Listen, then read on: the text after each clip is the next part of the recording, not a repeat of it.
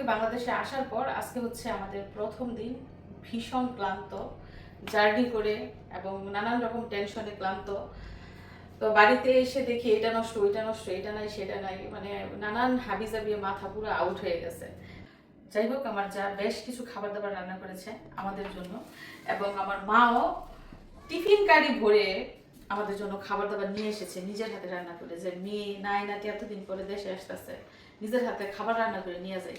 তো কে কি রান্না করলো চলে নাকি সেগুলো দেখি, আমিও খাবো। তো আমার যা এই যে ভাত রান্না করেছে, এদিকে দেখেন চেপা শুটকির ভুনা করেছে কাঁঠাল বিচি দিয়ে। এই খাবারটা আমার খুবই পছন্দ। এটা হচ্ছে গিয়ে টক পাতার ভর্তা। আপনারা অনেকেই জানেন এটার স্বাদ হচ্ছে টক। তারপর রান্না করেছে গরুর মাংস। এদিকটা হচ্ছে ইলিশ মাছের ভাজি। তারপরে মসুরের ডাল রান্না করেছে। এই একটা সালাদ রয়েছে। এগুলা সকাল সকাল আমার যা রান্না করেছে। আমরা কিন্তু বাড়িতে এসে পৌঁছাই সকাল 8টায়। তো 7টার আগেই আমার যা এগুলো রান্না বান্না করে কমপ্লিট করে ফেলেছে। তো আমার মা ফজরের আগে কি রান্না করেছে সেগুলো আপনাদেরকে এখন দেখাবো। মায়ের রান্না করে এয়ারপোর্ট নিয়ে গেছে, এয়ারপোর্ট থেকে বাসায় আসছে খাবার। এখানে দেখেন ইলিশ মাছের ভাজি নিয়ে আসছে, মায়ের ইলিশ মাছের ভাজি করে নিয়ে আসছে। রাতের বেলা রান্না করছে। এইখানে কি রান্না করছে, সবাই কি একই খাবার নাকি?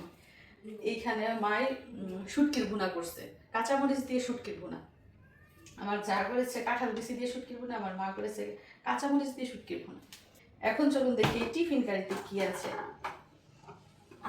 নাইনাতির জন্য আর মেয়ের জন্য কি নিয়ে আসছে মাই টিফিন কারি করে। দেশি মুরগি রান্না করে নিয়ে আসছে। মুরগ কষি একটা মুরগ ছিল, তো মাই বলতেছে আমি আসার আগের দিন যে মুরগ জবাই করে রান্না করে নিয়ে আসবো। তারপরে ভাত, এদিকে হচ্ছে পোলাও। যেহেতু গরমের দিন ফজরের আগে রান্না করেছে, এখন যদি না খাই তাহলে হয়ে যাবে নষ্ট। তো মা এনেছে ভাত, পোলাও, দেশি মুরগি, ইলিশ মাছ আর শুটকির ভুনা। সবই খাবো একটু একটু করে, এতদিন পরে বাংলাদেশের খাবার খাবো, সবই খাবো। দেশি দেশি খাবার অল্প অল্প করে হলেও সবই খাবো। তো যেহেতু জার্নি করে এসেছি, তো ভাতটাই খাচ্ছি, সাদা ভাত। পোলাও পরে খাবো, দুপুরে খাওয়া যাবে।